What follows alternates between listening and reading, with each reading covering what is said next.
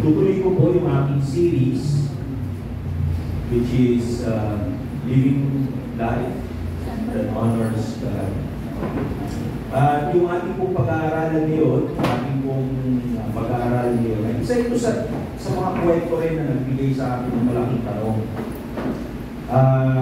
Nagpabago sa paraan ng pagkakaunawa ko kung paano ba talaga ang tinatawag natin na paglilingkod. Isa ito sa mga pinakamahirap, sabi ko, isa ito sa mga pinakamahirap na tuparin o sa buhay Kristiyano. Sabi ko nga, nung una ko itong mabasa, bakit kaya? Bakit kaya? Sa tagal ng panahon na pinag-aaralan ko ito, sabi ko, nung naunawaan ko, sabi ko, ito pala isa sa mga pinakamahirap na sundin at gawin. So kung maalala po ninyo, sa series na to, tayo po ay nasa pakil na. 5. Natapos na tayo ng 5. No? So yung number 1 is, obedience is better than sacrifice. Yung number 2 na pinag-aralan is, we surrender to multiply. With our little, it becomes much. Yung pangatlo is that we fight our battles in our knees. No? Yung pang-apat, from obligation, it becomes passion. At yung huli, last time, is that live a life of gratitude. No? So, kung titignan po natin, we are gearing towards, sabi ko, pito yan. That's 7 pillars of my faith. Change yung kaisipan ko on how I should serve the Lord. So ngayon po, damo tayo sa ika-6. Bago ko umpisa sa ika-6, ay gusto ko munang ipakita sa inyo yung picture niya. Talagang malabo lang yan kasi naka-shadow yan. Ay naka-back yan. So yan yung early church. No? That's the early church. Nung panahon na yan, hindi ko malabo ang mata ninyo, okay, magkalala. Talagang malabo yung picture, talagang inano ko siya. So, noong mga unang panahon po, nung matapos ang Panginoong Jesus, nung matapos umakyat ang Panginoong Jesus, no? So, the church, after the Ascension and Pentecost, according to Luke's account in Acts. So, ang sumulat po ng gawa ay si Lucas. No? Sinulat niya yun, si Lucas ang sumulat noon. At kung sinulat yun ni Lucas, ang isinulat niya kaya pinakalanan yung gawa ng mga apostol. Because after the ascension of Christ and the Pentecost, eto yung mga naging action ng Iglesia, the early church, no? The apostolic church. At during that time, sabi na ni Apostol Pablo, nakikita nito doon sa 1 Corinthians chapter 15, verse 1 to 4, wala silang ibang ginawa kundi ipangaral yung ibang helyo. No? At kung titignan nyo kung ano po yung Ebanghelyo, dahil ko nasusulat yan sa unang Korinto 15, 1 hanggang 4. Ano yung pinapangaral nila? Na si Jesus ay naparito para tubusin tayo sa ating mga kasalanan. Siya'y namatay at muling nabuhay muli. Yun po yung nilalaman ng mabuting balita.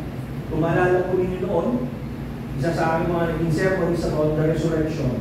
Kung gaano ka-importante yung doktrina ng muling pagkabuhay ng ating Panginoong Jesus. So, titignan natin, ano ba yung ginagawa ng mga apostol noon? Ano ba yung ginagawa ng mga early church fathers, ng mga apostolic leaders natin noon? So, according to Acts chapter 4, no? Chapter 2, verse 42 to 47, mababasa niyo po dyan, defined into 6 categories. Number 1, sabi natin, palagi sila namamayanin sa apostolic teaching. It means that the apostles keep on teaching. No? Wala silang ibang ginawa kundi magturo sa synagogue, sa mga home. Ang uso doon is tinatawag natin na house church. Bakit house church? Kasi yung mga nananampalataya ng panahon na yun, ay binubuksan nila yung kanilang mga bahay para doon gawin yung pagtitipon ng mga manggagawa, ng mga mananampalataya. No, wala noon established na katulad nito. Ang isang nakakatawa doon is that even though they are Christians, dahil sila Hudyo, they would still go to the synagogue. No, pupunta pa rin sila sa sinagoga. And doon sa sinagoga, sometimes they would magkakaroon sila ng pag-iipon doon and then they would preach about Christ. No? Pangalawa, they always do the fellowship. Pag tinatawag natin fellowship, ito yung parang nilang araw-araw nilang ginagawa yung yung communion. No? They always have that fellowship. Palagi nilang, they always come into remembrance in the blood and the flesh of Christ na napako at nagtulubos sa atin. Next is, they are full of signs and wonders. Pag sinabi natin signs and wonders, during the early stage of the church, napakarami kong himala ang ginagawa ng ating Panginoon. The power of the Holy Spirit is really manifesting, testifying na sila talaga yung mga tinawag, sila talaga yung mga pinili, and the power that they are showing is a sign for those unbelievers. No? Tanda natin, ang unang nilang audience are the Jews, yung mga Hudyo. At ang mga Hudyo, hindi ba sa naniniwala, and they will test. Kaya sabi nga, the signs are for unbelievers. Hindi ka naniniwala, ibigyan kita ng sign. No? Next, generosity and sharing. Ano ito? Pag tinawag natin generosity and sharing, mababasa natin mamaya yan, no? Let's go with evangelism and growth. Bakit nangyari evangelism and growth? Because wala silang naging focus, but rather to share the gospel of Christ. No? Yung good news. Bakit siya tinawag na good news? Because it is a hope, pag-asa ng isang tao sa magulong mundo. Right? Sino gusto mabuhay noong panahon ng mga Romano? Wala, di ba? You will not exchange your life. Hindi may papalit yung comfort mo today. No? Laban noon sa buhay nila noon. Napakabigat ng buhay noon. No? Hindi tayo makakasurvive. Probably, ang life expectancy back then is not 80 years old. Sa lalaki mo, it's around 40. Dito, pag 18 years old ka, panahon natin yun, 18 years old ka, 29 years old ka, bilang na lalaki, hindi ka pa. Diba? Wala ka pang responsibility. Sa panahon noon, pagpatak mo ng 14, may responsibilidad ka na. Mabigat na yung responsibilidad mo. Yung 18, dapat may pamilya ka na. That's how it was then. No? Kaya kung makikita natin, the age, yung life expectancy noon has a huge difference. No? Evangelism, and next, they focus on prayer and worship. No? Prayer and worship. Sabi nga nila, prayer will always be the backbone of any ministry. Hindi tatayo isang ministeryo kung hindi mapanalangin ang mga nasa loob ng ministeryo yun. Worship is another term, mas i-depth yan on another sermon, but they focus on prayer and worship. So, ano nangyari? So, ang ginawa ng mga unang mananampalataya noon is that they saw na yung pinapangaral nila is something of real and truth. Bakit? Remember, 500 people witnessed the ascension of Christ. No? 500 tao ang nakasaksi sa pag-akyat ni Jesus. At nang matapos nilang makita yung pag-akyat ni Jesus, kung paano sila kaduwag nung sinuli si Jesus, ganun sila mas naging matapang na ipangaral. Why? Because they witnessed themselves. Nakita nila. Maalala po nila yung mga kapatid ni Jesus Christ, yung kapatid niya sa Ama. No? Hindi sila naniniwala sa Kanya. But then when they saw the resurrected Christ, naging mga believer sila. So what that tells us is that nakita talaga nila si Jesus as living and real. Hindi lang basta-basta per se yung kanila katulad ng pinapakalat na gusto ipakalat ng mga Pariseo at mga Sadduceo. So, ano yung nangyari? So, why is it generosity and sharing? Ito kasi yung nangyari sa Gawa chapter 4, verse 32 to 35. Ang buong bilang ng mga sumasampalataya ay may pagkakaisa sa puso at kaluluwa. Sino may walang nagsabing kanya ang anuman sa kanyang mga ari-arian, kundi lahat nilang pag-aari ay para sa lahat. So if you're going to look doon sa binasa natin yan, tatawagin natin na it's more of a radical giving ang nangyayari sa kanila. Why radical? Why the word radical? Kasi very extreme. To a point na kung saan, anong sabi niya doon? They would sell. Wala ka pala dyan, no? Ang sino may walang nagsasabi, sabi niya, nasa kanya. Everything that is owned, nasa sa kanila o yung property nila, no one is claiming na sa kanila yon. Bakit? Anong ginagawa nila? Sa verse 33, at pinatutuhanan ng mga apostol na may dakilang kapangyarihan ng pagkabuhay ng Panginoon Hesus na sa mga kanilang lahat ang dakilang biyaya. Walang sino mang naghihirap sa kanila, sapagkat ipinagbili ng lahat ng may-ari ang kanilang mga lupa at mga bahay at dinala pinagbilihan ng mga ito. So that's why it's called radical giving. When I say radical giving, kaya kung sasabihin natin, if we're going to look on the New Testament giving, siguro narinig nyo sa akin ito, if we go on to look on the New Testament giving, it's actually 100%. It's 100%. Because that's radical giving. Ibig sabihin nito, nothing is owned by you, but rather it's owned by everyone. It's being shared by everyone. Then 35, at inilagay nila ang mga ito sa paanan ng mga apostol at ipinamahagi sa bawat isa ayon sa kailangan ng sinuman. So what happens during that time is that yung mga apostol, ang ginagawa nila is to preach the gospel. And then yung mga tao na nakakarinig nito, remember, yung mga preaching ng mga apostol doon is they're also talking about the end of days. No? Apocalyptic day yung tone nila. No? Because the day is at the hand, dating ng Panginoon, kaya kumaalala namin doon sa unang Thessalonica, sinabi doon, marami ng mga Kristiyano nagtatanong kasan ng Panginoong Jesus, bakit hindi pa siya dumarating? Which was addressed by Paul. Ngayon, ang nangyari, during that time, nakikita nila, naririnig nila, oy, wala na pala silbi. Ang buhay dito sa mundo ito, we don't need it, we need God. So ano gagawin natin? What we're going to do is gagawin tayo parang dystopian community. Yung dystopian community is somewhat na lahat ng bagay will be shared and equally fruiting. So walang mas nakakakuha ng mas marami, ang lahat ay nakakakuha based on what you need. No? So ganun siya equally. Kung baga sa panahon natin ngayon, yan yung ideology na tinatawag natin anong political na yan? Communism. Yan ang ng communism. If you're going to read, right? Para sa atin doon, it should be on equal footing. No? Ganun yung na. Pero, dito, sa ginawa ng mga bago mananampalataya dito, what they're planning is to collect all the church, all the believers, and believers. Tandaan natin, the growth of the church back then is very high. Naalala nila yung dadagdag sa kanila everyday? Isa lang. Dito na. 3,000. No? On a daily basis, 3,000. Siguro, yung paanin ng mga apostol, kulubot-kulubot na sa kabautismo. No? Kasi hindi na sila umahon sa 3,000 bawat araw na tumatanggap at kumilala sa Panginoon. They are accepting the Lord. And then, after accepting the Lord, they are happily giving what they have. No? It's also an escape naman dun sa mga wala. Why?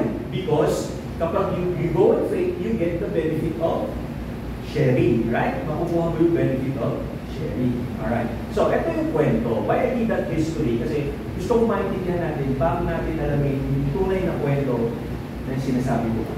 So, ito, sa Acts chapter 5, no? So, what matters the most? Ito yung main title, and Living Life That Honors God series, Life Principle number 6.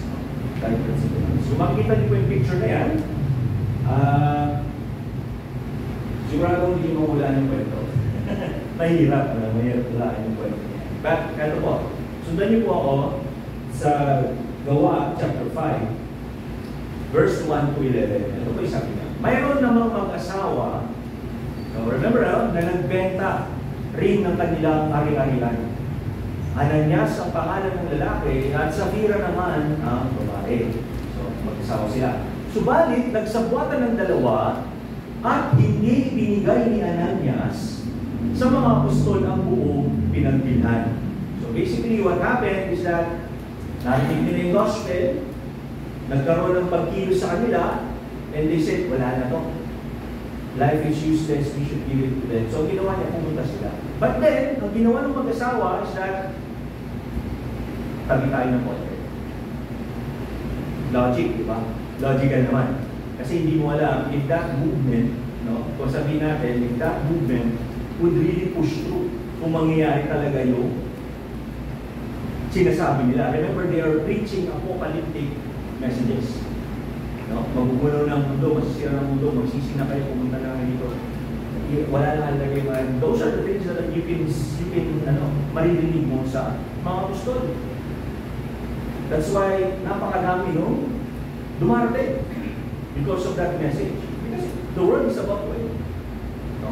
And yung naririnig mong mensahe at that time is that the victorious, yung mananalo ay si Jesus Christ, which is true.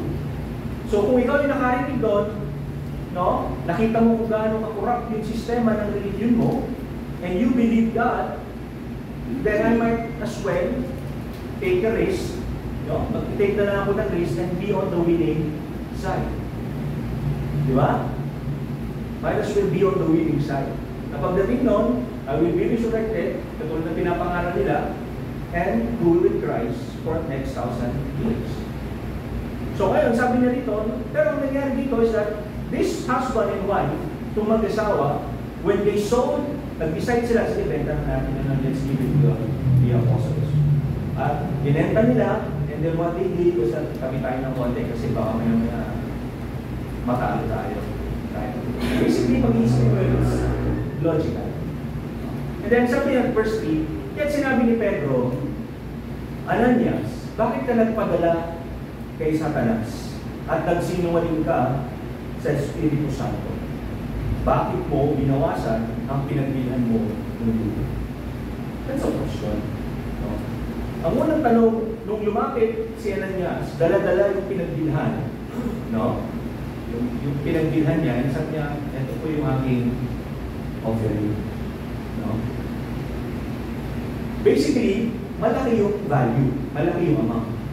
But then, sabi ni Peter, Ananias, bakit ka nagpadala kay Satanas at nagsinungaling ka sa Espiritu Santo? Then, out of nowhere, biglang sinabi ni Peter, bakit mo binawasan ang pinagbilhan mo sa lupa? I heard people quoting this in terms of giving, pero malalaman natin bakit. Okay, it's not about giving. It's not about why, no? But there's a deeper reason kung bakit. Then ano nangyari? Sabi niya, bakit mo pinagbili, bago mo ipinagbili ang lupa, hindi ba iyo-iyo?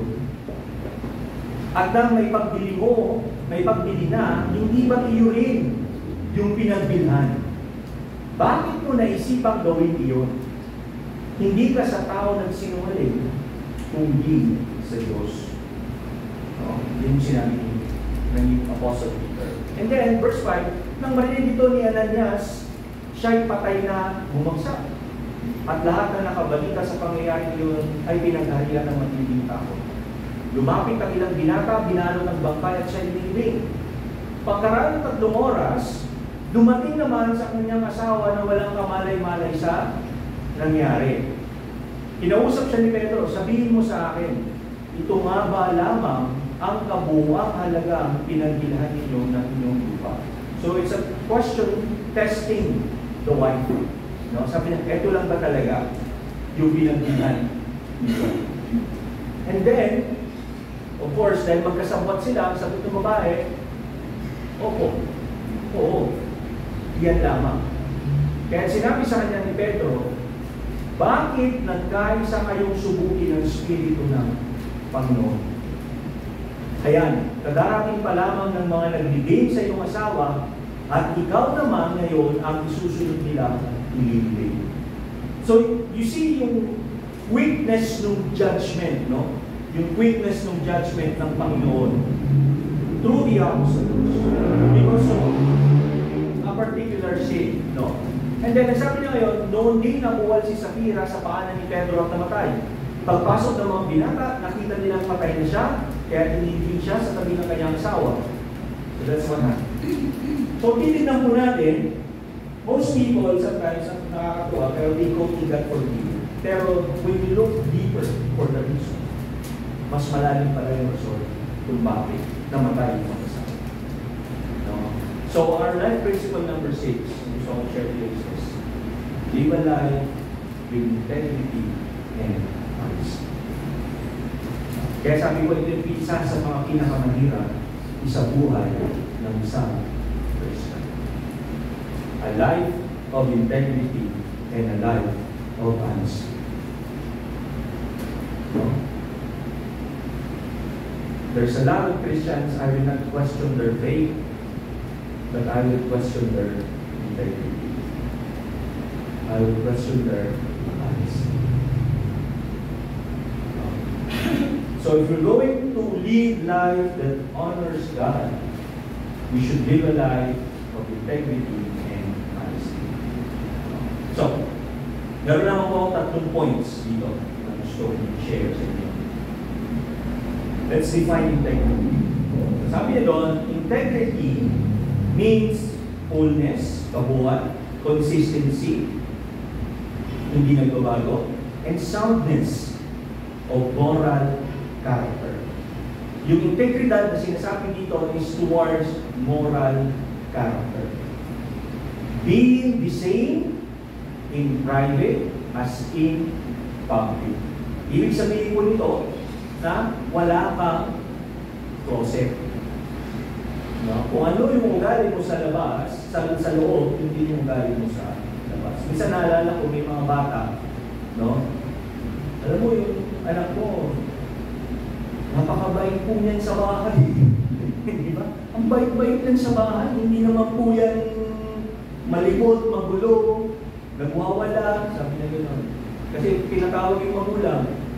Kasi yung anak, ang bait-bait sa bahay. Pagdating sa school, ba hindi mo alam, hindi mo may turo yung kwet.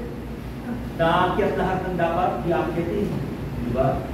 So, gano'n yung bata. Meron din naman gano'ng matanda. Tahimik sa loob ng bahay. Pero paglabas, parang nakawalang kalabaw. Di ba? Ganun. Alam mo, naalala ko yung isang isang ahente ko nun.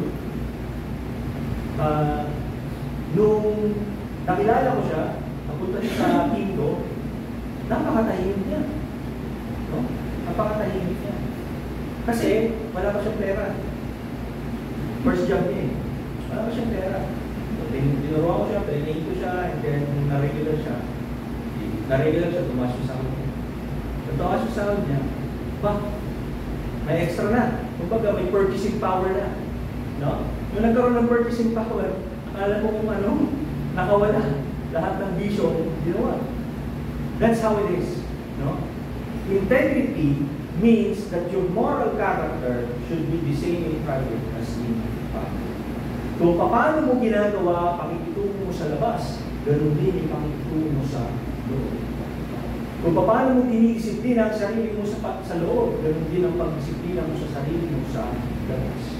It means, kung makita ka man nila secretly in private, they will not say a thing. That's integrity. Wala silang masasabi sa iyo. Because what they see, sabi nga ng ibang babae, what you see is what you get. Diba? Pero, what's honesty? Honesty is being truthful, sincere, and free from deceit and fraud. That's honesty. Meron pa daw katotohanan, sinseridad, at malaya sa pandaraya o panloloko. Sa panahon po natin ngayon, maraming manloloko. Kahapon lamang po yung bayaw ko, tumawag sa akin. Sabi niya, bayaw, tingnan mo nga itong binibili namin bika. Bakit? Kasi ako sa kanya nag-message nun. Sabi ko, ito, tingnan mo. Kasi gusto niyang bumili. And then, nakakita ako ng 2023 model na Mitsubishi Triton for the cost of 890,000. Tinawagan ko yung seller. Sabi ko, sir, kaya mo bang ibigay ng 850? Sabi niya, sure seller, sure buyer. Sir, yes, sure buyer. And then sabi niya, sige po, tatawagan kita ulit. Then sabi ko sa bayaw, ikaw naman ang community. Pero pumayag sa tawag mo na. Pinadala yung mga papel, and pinacheck. No? And luckily, yung kapatid ko, meron siyang bayaw, working in LTO. Kasi clear naman sa HPG, pinunta sa LTO. And nakita ko na walang record. Okay. You see, that's tons of money. Kasi sabi ko sa inyo, panalo ka rito sa Napoleon, 2023 model. Bago-bago. Sabi ko, look at that. Kung titignan mo siya, parang totoo. Kausap mo siya sa telepono, parang totoo. At hindi sila takot magbigay na papel. Pinaset mo yung papel, pinadala nila yung papel. Naka-ano ba? Yung may ng lawyer.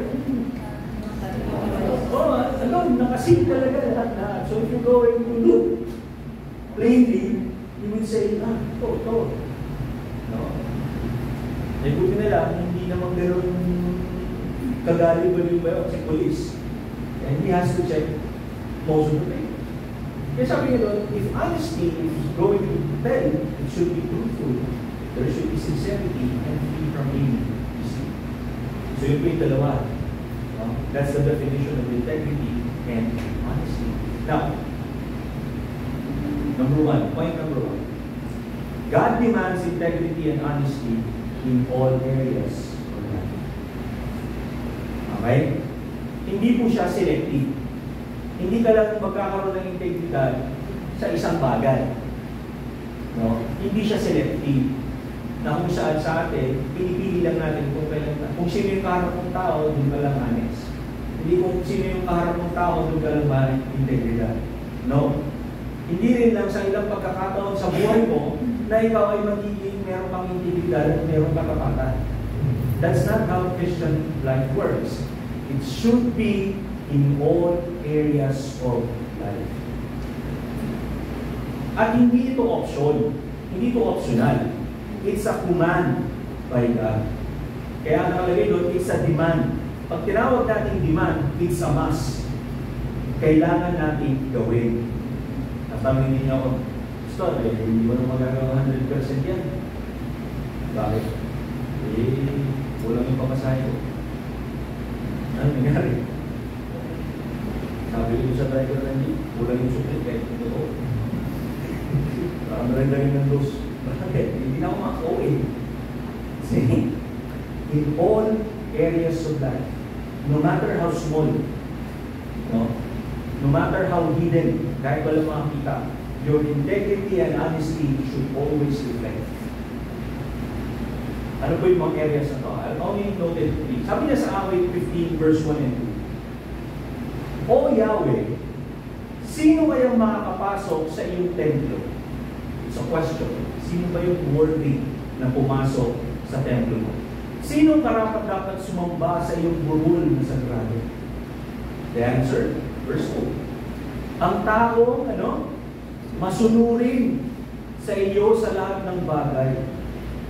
Yung laging gumagawa ayon sa iyong katwiran. Higit sa lahat. Yung mga salita niya ay bungal sa loob at pawang katotohanan.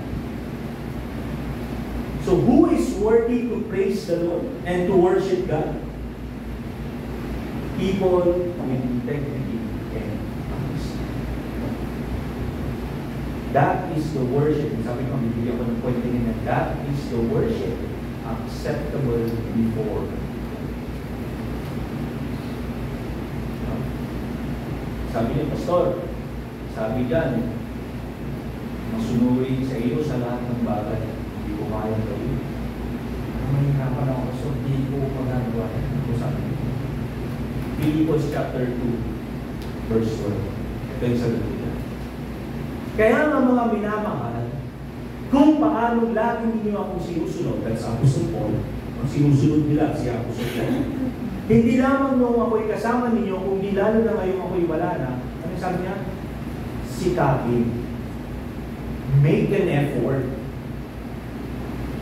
Huwag maraming buts and ifs. No? The reason why, kung bakit hindi nagiging successful o nagiging obedient ang isang Kristiyano is because there's too many buts, too many ifs. Right? Kaya sabi niya, sikapin ninyo. Hindi sinabi ni Apostol Pablo dyan na you can do it 100%. But rather make an effort, gumawa ka ng pagpupusa na gawin. Sikapin mo may sa buhay ang iyong kaligtasan. And how will you do it? Sabi niya, ng buong paggalang at merong takot sa Diyos. Yung tinatawag natin holy fear. Alam niyo, maraming Kristiyano, who doesn't fear the Lord. They praise the Lord, but they don't fear God. Nung ibang malaki ng Panginoong Jesus si Job, hindi ko makalimutan yun. There is one description na sinabi sa kanya. Ano yung sabi sa kanya? Nakita mo ba yung aking alagad na si Job? Na nabubuhay ng tuwid at merong takot sa akin. It's not fear na kung saan it would put you into trial. Mapupunta ka sa isang pagkakataon na wala. Hindi ko tinatawag natin na there's a holy fear. Meron kang takot. Meron kang banal na pagkatakot sa Diyos. A lot of people, especially Christians, no? There's no fear in God. Wala silang pagkatakot sa Diyos. That's why yung integrity and honesty nila is also what? Very low. Diba? Kasi they have the audacity to always compromise. Meron sila palaging dahilan. Meron sila palaging rason. Meron sila palaging butas. And what the Lord said, sabi ng Apostol Pablo sa mga taga-Pilipos, sa mga Kristiyano sa Pilipos, sinabi niyo, nung nandyan ako, sinusunod niyo ang wala. Dapat mas lalo nung wala ako. Kaya nung dapat yung gawin, sabi niya, sikapin niyo na maisa buhay yung kaligtasan na tinanggap niyo ng merong paggalang at pagkatakot sa Diyos. Alam po natin, hindi mo maisasabuhay ang kaligtasan mo kung wala kang pagkatakot sa Diyos. Kasi alam po niyo, kung wala kang respeto, wala kang pag-honor sa Panginoon, hindi ka takot maglang sa Kanya. And always, palagi kong narinig sa mga Kristiyano na rito, mapapatawag naman ako yung Lord.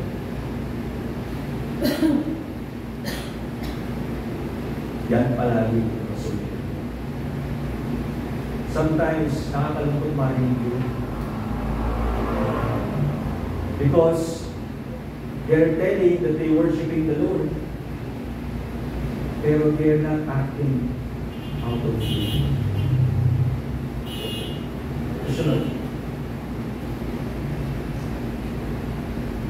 So, saan natin sisikapin may isang buhay yung mga bagay na ito? Number one, is speech. Sa ating panahon.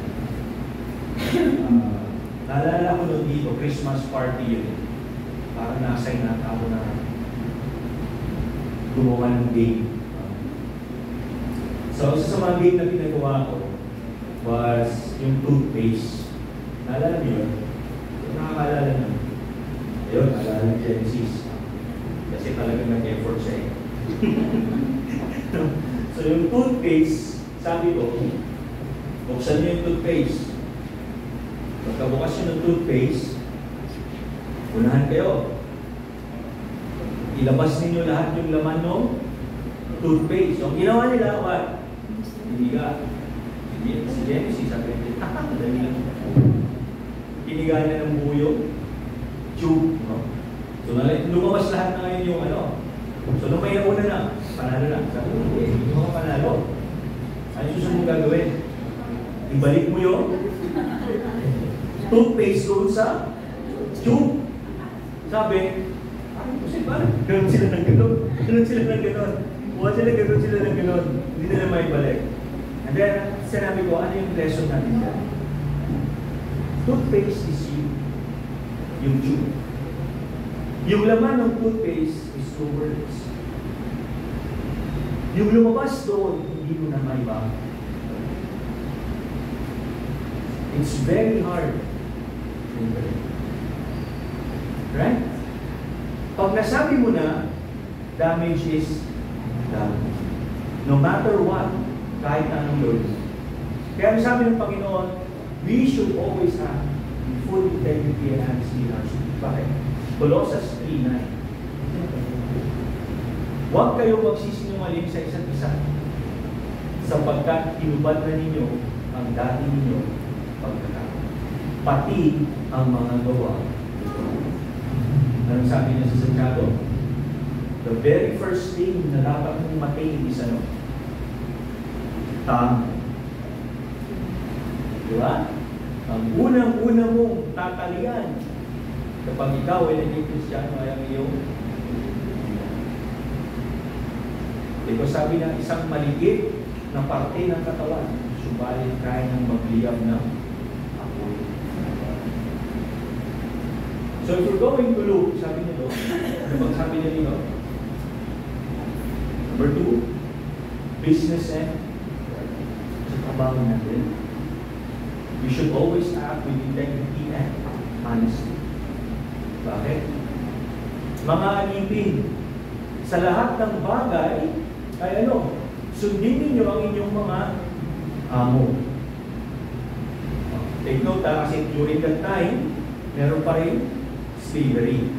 No? Kailan lang naman na-abolish yan. May nakakakita man o wala, maglingkod. Hindi upang kalugdan ng tao, kundi dahil kayo talagang tapat.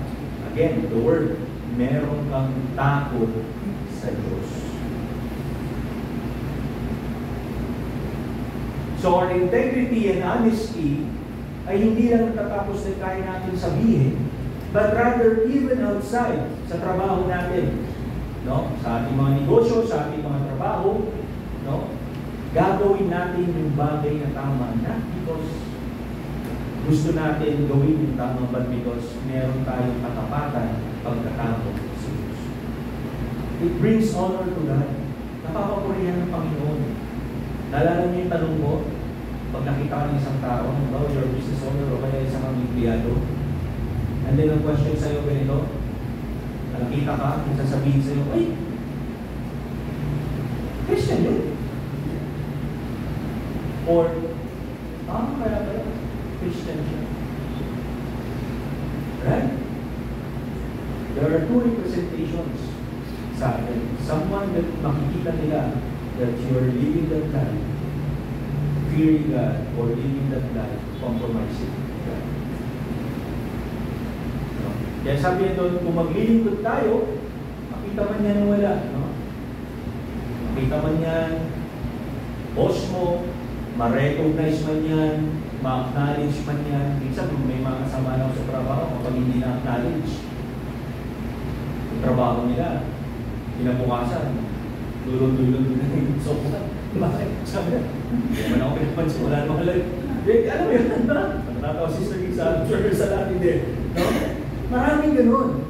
No? Hindi ka lang mapansin, ang gawa mo na is that wala namang pakialam si Noah, bahala mo, so gagawin mo na. Saan yung integrity? Saan yung honesty? Right? Kahit sa church, existing yan eh. Hindi lang napansin na nakundot mo mabuti yung gilid ng banyo. Sasabihin, hindi naman pumapansin yan. Wala namang pakialam ko. Ganun yun.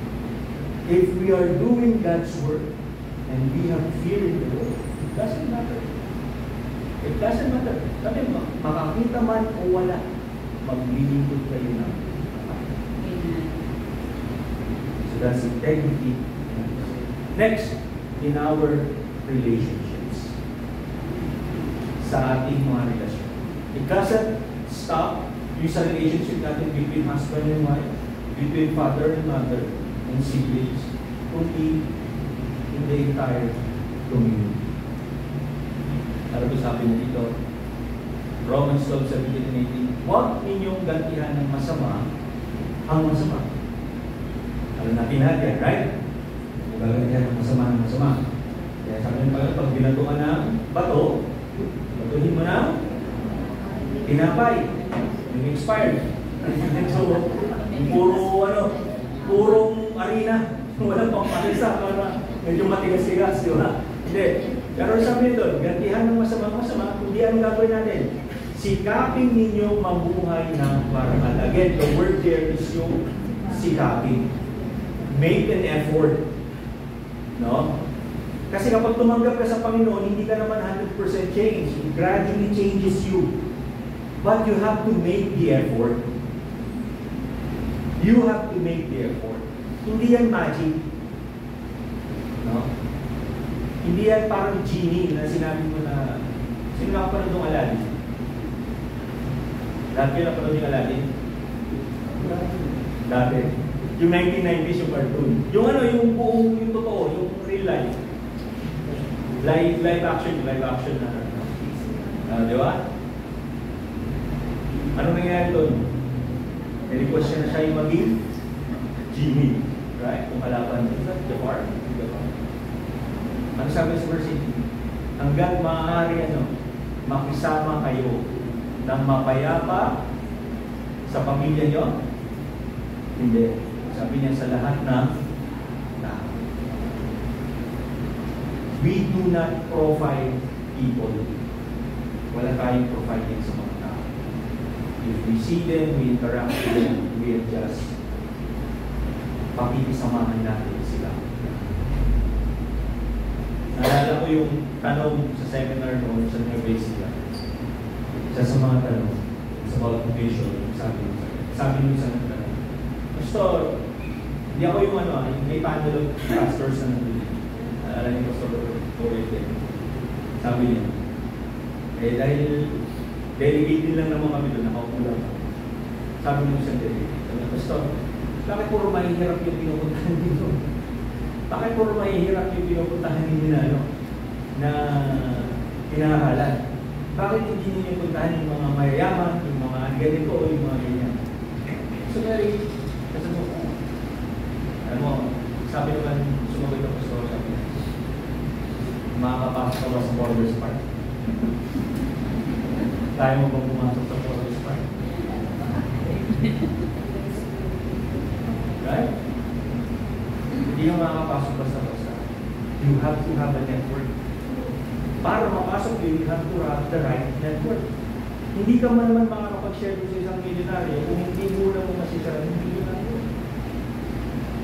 Right? Kasi sila yung nasa loob ng circle mo.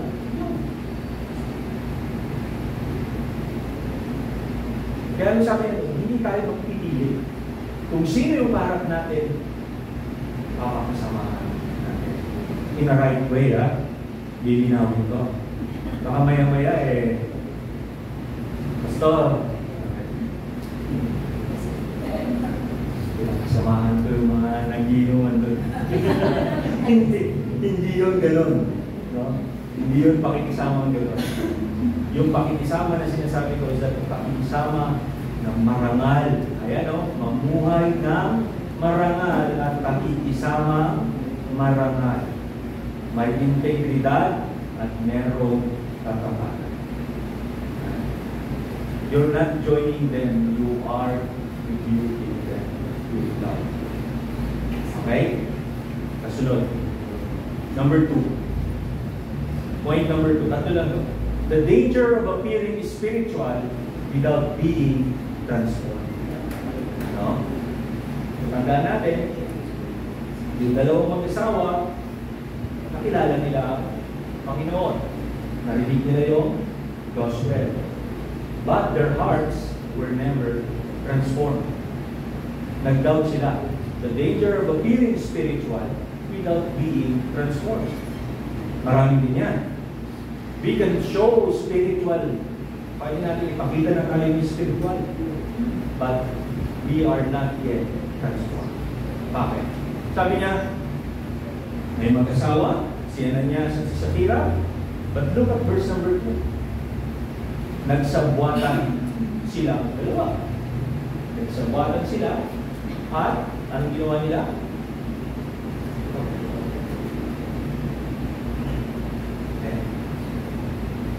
At hindi binigay yung buong pinagbilhan. Alamin natin ba? Umabot sa gano'n. So number 1, ito yung kasalanan nila.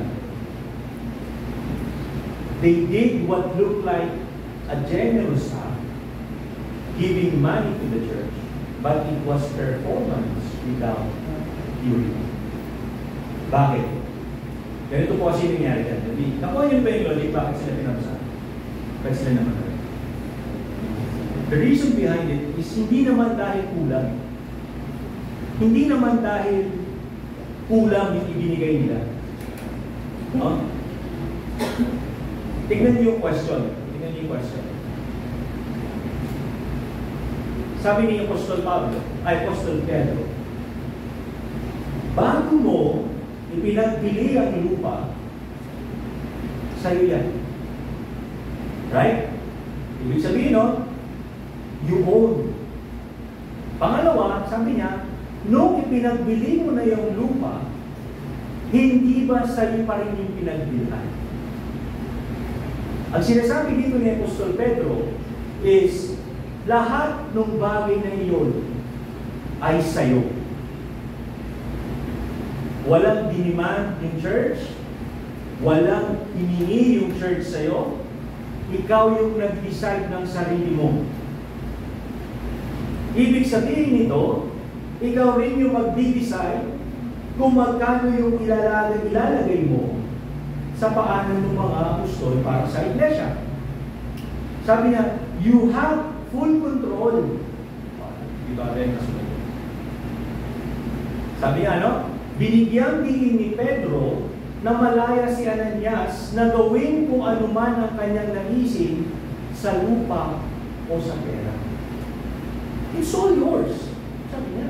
Hindi ito obliga sa iglesia. Remember, yung mga nakarinig, they are doing it willingly. No? Willingly nilang ginagawa yun. That they would sell their properties, bring it to the apostle for sharing sa lahat. Kaya sabi ni Apostol Pedro dito, sabi niya, hindi ba nung pagmamayari mo yung lupa, ikaw yung may decision doon. It's yours. Nung pinagbili mo yung lupa, you decided to sell the land. Yung pinagbilan, sa'yo pa rin yun. Sabi niya, walang nagpwersa sa kanya, ang desisyon at kontrol ay nasa kanilang mag-asawa. So yun yung unang binigay sa kanila. And then the second statement ni Peter is ito, bakit mo naisipang gawin yun? Hindi ka sa tao ng sinungaling, kundi sa Diyos. So, mula ko itong nabasa, itong libro ako eh. Ano yung sabihin mo? Kung ano-ano yung kakahulugan mo. So, ito tayo.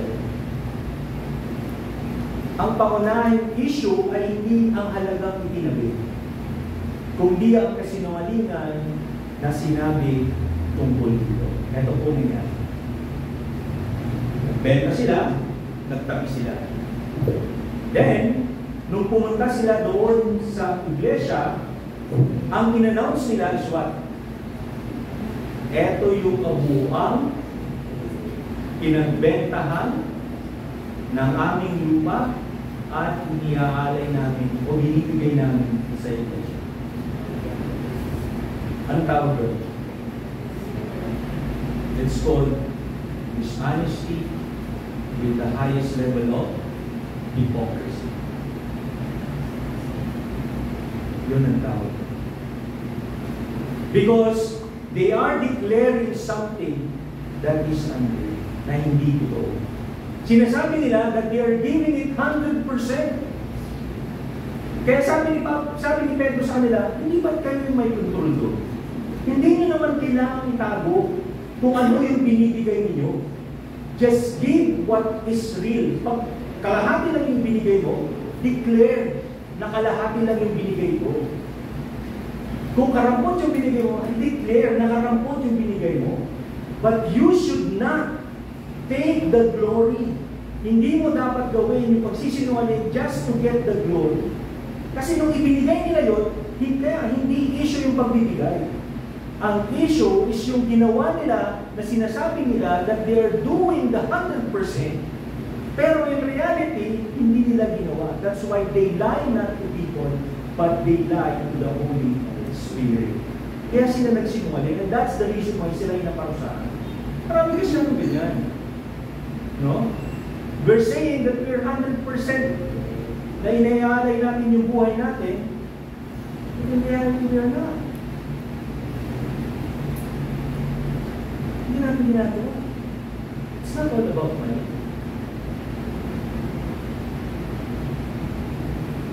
Kaya sabi niya doon, nagpulwari si Ananias na ibinigay niya yung lahat. Upang tumanggap ng papuri na hindi naman karapan dapat. Ano sabi niya? Nandito pa yung lahat. Ito yung church. Kaya si Ananias lumapit. Yung mga tao nagbibigay ng yung operatory box. Nagbibigay sila. Then si Ananias lumapit. Paring Peter. Paring Ananias. Bakit? Binenta ko na yung lupa ko. Eto, lahat ng pinagbentahan para sa church. Sabi ng mga nandun sa paligid. Balik mo naman, paring Ananias. You're a blessing sa church. Pwede natin kasi i-master. Right? But we can never let go. Yun yung kasalanan nila. It's not about removing any amount dun sa ginawa nila, but rather the honesty of telling everyone and getting the glory. Sabi nga dito, Matthew 6, verse 2. Pag-ingatan means it's a caution. It means kailangan maging aware. Pag-ingatan ninyong hindi pakitang tao lamang ang paggawa ninyo ng mabuti. Kapag ganyan ang ginawa ninyo, wala kayong matatamong gantimpala buhat sa inyong Ama na nasa langit. Right? Ang paglilingkod ko natin, ito nga parang sinasabi, minsanan lang lahat. Hindi ito katulad ng laro. Yung laro, sinong lalaro ng video games dito? Kain lahat. Game set up yung sila. So, naglalaro pa sigurado. So, pag ako, naglalaro ako. Pag natalo ka, pwede kang bumalik sa stage 1. Respawn ka lang ng respawn. Nangiti si Arlo. Parang yun. Di ba? Pag natalo ka, pwede kang bumalik. Yung dinaan mo, pwede mo pag-uwi. Sa paglilingkod ko natin, kapag nakagawa tayo ng damage, andun yung consequence. Kaya sabi dito, pag-ingatan mo. Be careful na huwag pakitang tao yung pinito. And ang makakasagot lang yan, alam mo kung sino? Kayo. Kayo lang. Kayo at ang Panginoon. Bakit? No mask before God, only honesty and integrity. Ito yung pangatlo. No mask before God, only honesty and integrity will stand. Sabi ko niya, sa Jeremiah chapter 17 verse. Akong si Yahweh, ang ginagawa niya? Sumisiyasat saan? Sa isip. Sumasaliksik saan? Sa puso ng tao. Ginagantimpalaan ko ang bawat isa ayon sa kanyang pamumuhay at ginagantimpalaan ayon sa kanyang ginagawa. So the Lord searches, sumasiyasa, sumasaliksik sa ating puso. Wala tayong makita. Right? Kaya natin itago sa labas. Ano ba? O, halimbawa, napanood ako yung mag-asawa na kinatuan nila yung buong katawan nila. Diba? May nag-decide yung lalaki, sabi niya, subukan ko nga ipakita sa asawa ko na wala akong tao. So kumuha siya nung walang tao sa makeup niya. O tawag. Concealer, yun, concealer. Concealer, kinahin niya sa napura naman, nawala. Nagulat yung asawa. Parang gano'n. Kaya natin i-conceive, pero hindi nababago kung ano. We can conceive. Kaya natin yun na nga lang napapanood ko minsan sa Facebook. Yung namamatay yung filter ng camera habang may kausap sila. Pag ganun mo, mukhang anime, yung sumunod yung babae. Elias ganun. nawala yung angulo ng camera dun sa mukha niya. Matanda na pala. Diba? Sino yung nakapanood nung ano? Makeup changes. Yung napanood ako yung Thailander eh. Yung itsura niya parang nasa early 50s na siya. Then, nag-makeup siya. Pag-makeup niya, ba, nagmukha 28. Sabi ko, ang galing. Mukha siyang anime. Ano yung tsura ng mga ano? Mukha siyang anime sa makeup niya. Ang galing. It conceals. No? Itinatalo, pero it doesn't. And yung concealment na yun will always be exposed. Kailan man i-expose? Sabi niya, bakit mo naisipang gawin yun? Hindi ka sa tao nagsinungaling, hindi si Diyos. Sabi niya, in the end, it will not be your image. Hindi ko ano yung nakikita sa'yo. Ano yung imahe na gusto mo i-project? No? Kung ano yung projected na sa Holy Man, bahala ka. Hindi yung ministerial reputation mo, kahit nagtayuan na napakalaking mega church. It doesn't matter. Yung mga title mo, hindi ko rin yan. Kahit kung sabi mo, yung mga taga-Africa, ang title lang nila, apostol na sila. Yung apostol, propeta, yung napanggit mo yung si Joshua, dito sa Pilipinas natin. Diba? You can claim all of those. But in the end, it will be the truth in your heart. Marami sa atin yan. We are so much stress. Napaka-stress natin. No? Especially our image. Wala nang problema yun because that's very important in perception. Sinabihan ako yun dati. Sabi sa akin, nag-apply pa lang ako for promotion. Isang taon pa lang ako sa trabaho. Sabi sa akin, Joe, boss, yung perception kasi sa'yo, ano? Tahimik ka. Hindi ka nakikisama. Sabi sa akin. Sabi, boss, tahimik.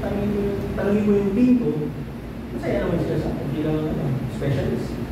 Sabi na akin, hindi, sa team ko lang ikaw okay. Sa labas, hindi na. Sabi na akin, alam nun, bili ka ba na yun? Baguhin niya, makisama ka sa akin. Gawin ka sa akin sa mga anak.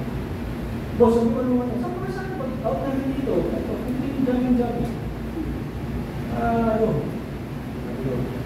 Ay, boss. Hindi daw sa akin. Okay lang, sabi ko sa inyo na yun. That's it.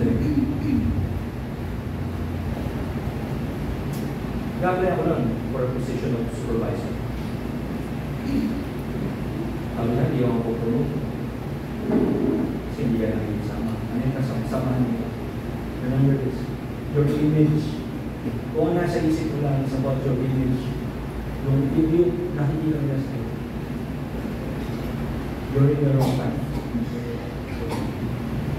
Kung iniisip mo lang is yung ministerial reputation, makita na successful. Makita sa tao na you were called, na ikaw ay tinawag, o naging ikaw ay kaya tinawag, kaya naging successful yung ministry mo.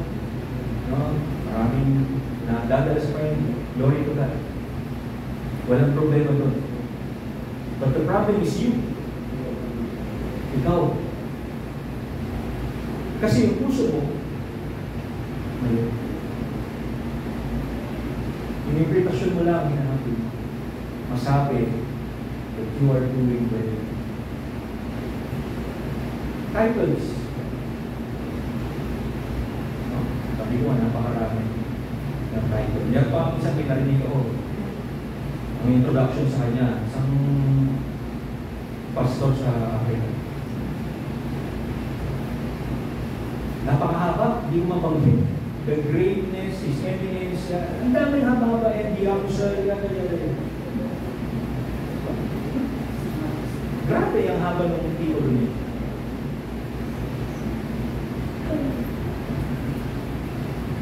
Pero will that matter? Pagdating ng panahon. What matters kung ano yung katotohanan sa puso? Kasi yung mga bagay na yun, you can ask, kaya mo kaya mo i-conceive yung mga error na yun. Pag sinabi yung pag-aralan natin sa online Bible study natin, sabi niya, inahalintulad sa sa isang puntod. Ano yung puntod na yun? Malinis, napinturahan, puti, pero yung nasa loob, nabubulog, kalansay. Ganyan ang sabi. Ano sabi ko niya dito? How would we live a life with integrity and honesty? Number one, align your life with God's will. Always. Should always live with God's will. Number two, fear the Lord above all. Alam niya, palagi yung babangit niya, huwag mo matakutan ng tao, matakutan ng Diyos. Pangatlo, resist the pressure to compromise. Diyan maraming makakasaktan. Because we are more than willing to compromise our faith for the sake of our demons, for the sake of our reputation, for the sake of our career. Kaya natin i-disalign yung salita ng Panginoon sa buhay natin and turn a blind eye dun sa sinasabi ng salita ng Diyos for our image, for our reputation, for our titles. Kaya natin huwag matakot sa Diyos para sa ating imahe, para sa ating reputasyon, para sa ating. So, it all boils down to one thing. Then, are we really, honestly, giving 100%? And all you have to do is to be honest. Sabi mo, Lord, hindi ko nagagawa yung 100%. I have a lot of deficiencies. Marami akong kulang. Marami akong bagay na hindi kaya mo. And it's not out of my spirit, not by my spirit. Yun yung dapat maintindihan ng bawat ano. Because if we are to live that, honors the Lord, honors God, pagsikapan natin na mamuhay ng may integridad at buhay. Para ulap ng slide.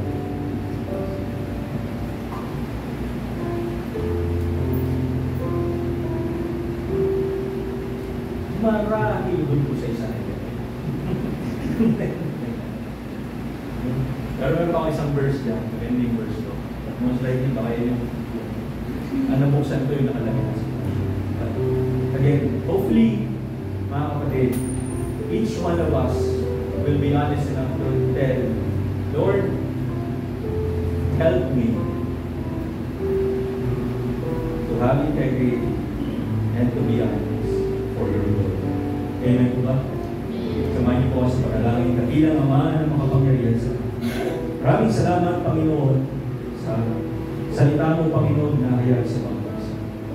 Panginoon, tunay na napakahirap sa mundo ito, sa aming Panginoon, na magkaroon ng integridad at katapatan ng 100%. Panginoon, aming dalangin na sa kakulangan namin sa pagsunod, ang iyong grasya at ang iyong biyaya, Panginoon, sa manatili, Panginoon, at tulungan mo kami, Panginoon, na magkaroon ng pagsisikap na gawin ang mga bagay na ito, Panginoon, bilang paggalang at pagkatapos.